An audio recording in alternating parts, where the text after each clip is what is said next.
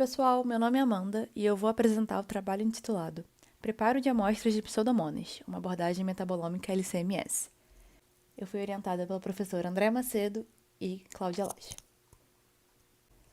Pseudomonas é um gênero de bactérias gram-negativas que são amplamente distribuídas tanto no ambiente aquático quanto no ambiente terrestre. E as espécies fluorescentes de Pseudomonas são conhecidas em especial por estarem associadas à rizosfera e fazerem parte do grupo das rizobactérias promotoras de crescimento de plantas. Muitas dessas espécies apresentam uma alta versatilidade metabólica e são de grande interesse por parte dos pesquisadores, porque elas apresentam um potencial de biocontrole e de bioestimulação em plantas, além de outras aplicações biotecnológicas. Então, elas são extensivamente estudadas, pela sua capacidade de suprimir fitopatógenos a partir principalmente da produção de metabólitos secundários, como o 2,4-diacetilfluoroducinol, o ácido fezanina 1-carboxílico, pirronitrina, pioluteorina, entre outros. E trabalhos recentes de metabolômica foram realizados para caracterizar a produção in vitro desses compostos em diferentes cepas e também para elucidar o seu mecanismo de ação. Falando um pouco de metabolômica, ela surgiu como uma ferramenta poderosa para caracterizar e quantificar um grande número de metabólitos em um sistema biológico.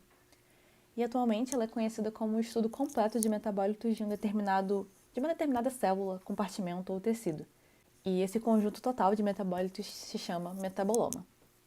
Até o momento, a cromatografia líquida acoplada à espectrometria de massas, LCMS, é o método mais popular de separação e análise em estudos metabolômicos, principalmente devido às vantagens que esses dois métodos oferecem, como alta sensibilidade, alta seletividade, robustez e etc.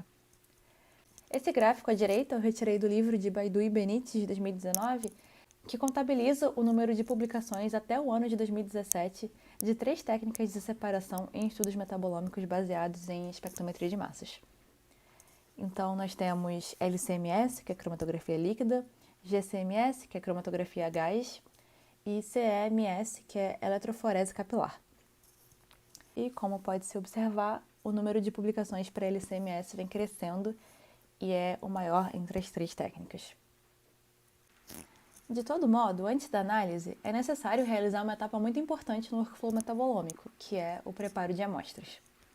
Isso porque as amostras biológicas são misturas complexas que apresentam heterogeneidade química, ou seja, as moléculas ali dentro fazem parte de classes químicas diferentes. E elas também possuem concentrações diferentes, vão ter moléculas que vão estar numa maior faixa de concentração e moléculas que vão estar menos concentradas. Assim, estratégias que envolvam um quenching e uma extração de metabólitos eficiente são necessárias para que a gente consiga obter informações precisas do metaboloma, tanto informações qualitativas quanto quantitativas. Então, todo o preparo de amostras tem que ser cuidadosamente determinado durante o desenho experimental. Só que há um desafio que é, uma vez que os micro-organismos possuem morfologias variadas, é difícil conceber uma única estratégia que seja eficaz para todos eles. Portanto, nesse contexto, o objetivo desse trabalho foi realizar uma revisão de artigos e protocolos metabolômicos do gênero Pseudomonas através de uma abordagem LCMS. Para que seja possível elaborar um protocolo ideal de análises metabolômicas para essas bactérias, foi dado enfoque no que já foi relatado de métodos de preparo de amostra. A pesquisa foi feita a partir da busca em bancos de dados online, como Google Acadêmico, Scopus e PubMed. Também se utilizou o software Publish or Perish, que foi responsável por categorizar as referências bibliográficas, e os artigos que apresentaram temas relacionados à análise LCMS no título ou no resumo foram selecionados e lidos. E a lista de referência desses artigos selecionados também foi avaliada. Uma etapa importante, que geralmente é realizada logo após ou durante a coleta de amostras, é denominada quenching metabólico. Ela promove a interrupção imediata da atividade celular, que é governada por proteínas e ácidos nucleicos. A maioria dos métodos de quenching que são aplicados em células de micro-organismos envolvem a alteração drástica do ambiente celular através da aplicação de um agente de quenching, que vai promover um estresse a partir de variações bruscas de temperatura, de pH ou a partir da adição de um solvente orgânico. No entanto, o agente de quenching pode acabar interferindo com os constituintes da parede celular da bactéria e danificar sua estrutura. E isso acaba resultando no vazamento de metabólitos intracelulares para o meio extracelular. Essa imagem foi adaptada do artigo de Farana e Vilas Boas, 2017, e esquematiza como que o quentin funcionaria idealmente e como que ele também pode causar o vazamento de metabólitos. Então, nós temos aqui a bactéria, e essa é a representação do envelope celular. E no meio intracelular temos as bolinhas pretas, que são as enzimas, e as cinzas são os compostos, os metabólitos. Idealmente, o agente de Quentin entraria na célula e desativaria as enzimas, que são responsáveis por catalisar e manter o metabolismo ativo. Porém, o que pode acontecer é que, ao aumentar a permeabilidade da membrana, os compostos do meio intracelular podem acabar vazando para o meio extracelular. Bom, o quentin é feito para garantir que a amostra mantenha a integridade do seu metaboloma e que reflita verdadeiramente a situação fisiológica do organismo no momento que ele foi amostrado. Por isso, um quentin rápido é essencial, por causa da rápida taxa de turnover dos metabólitos, a taxa que eles são sintetizados e degradados. Algumas das metodologias mais rápidas transferem a cultura bacteriana diretamente para o agente de quentin e depois fazem a separação de biomassa, que é a centrifugação ou a filtração, ou seja, a separação das células do meio de cultura.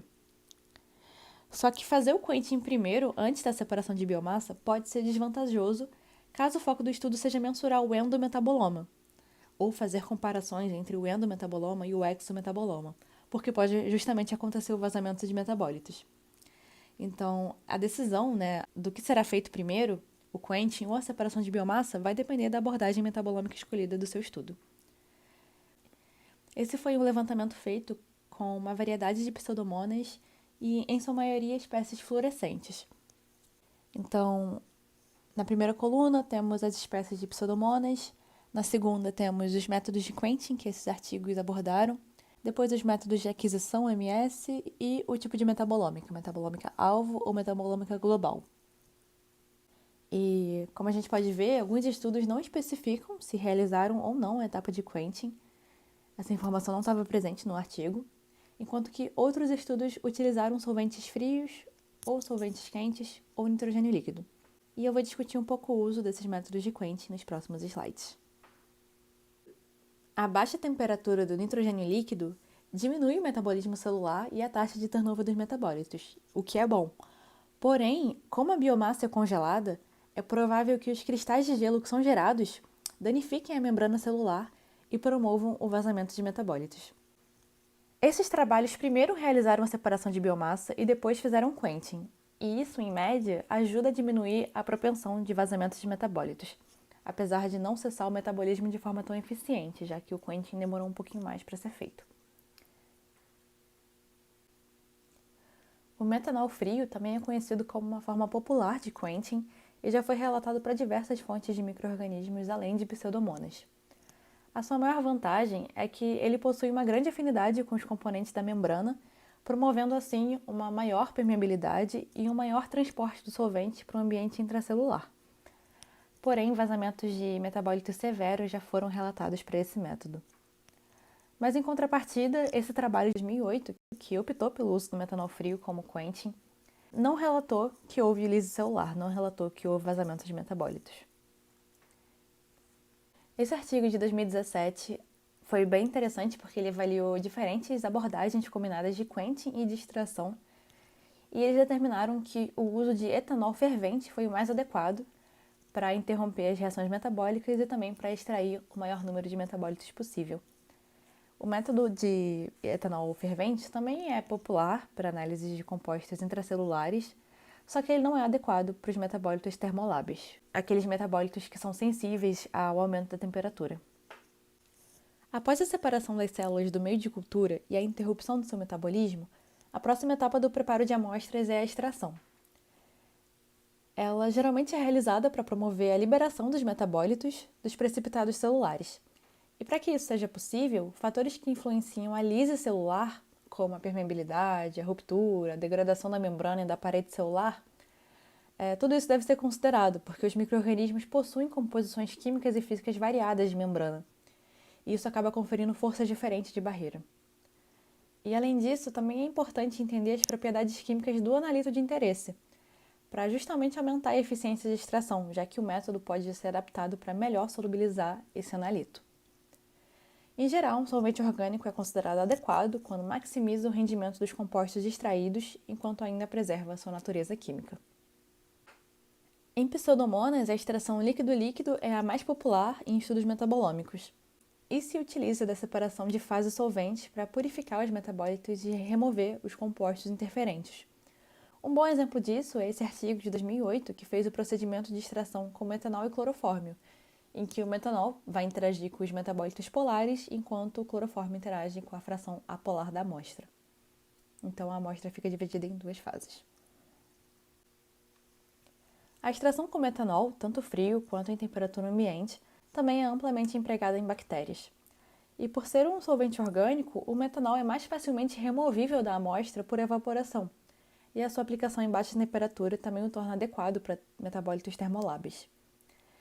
E mesmo que as pseudomonas possuam paredes celulares mais frágeis, por elas serem bactérias gram-negativas, alguns artigos realizaram a extração com metanol seguida da sonicação em banho frio para auxiliar a lise celular. A mistura de água, metanol e acetonitrila também já foi usada como solvente de extração para pseudomonas, na proporção de 1:2:2. E os artigos que usaram esse método relataram bons rendimentos de metabólitos. Outras proporções também já foram relatadas na literatura. A extração com acetato de etila também foi comumente feita em sobrenadantes acidificados com pH 2 ou 3, além de ter sido usada em conjunto na extração sólido-líquido para colônias de biofilmes de pseudomonas. Como conclusão, é difícil conceber uma única estratégia eficaz de preparo de amostras que englobe todos os metabólitos. O objetivo de estudo e, portanto, o tipo de metabólito que você quer visar vai ditar o tipo de metodologia a ser aplicada. E para se obter melhores resultados, é crucial ter um conhecimento prévio de cada etapa a ser realizada durante a manipulação da amostra. Assim, essa revisão feita vai ser essencial para o desenvolvimento de um novo protocolo e de um novo desenho experimental, com pseudomonas. Obrigada!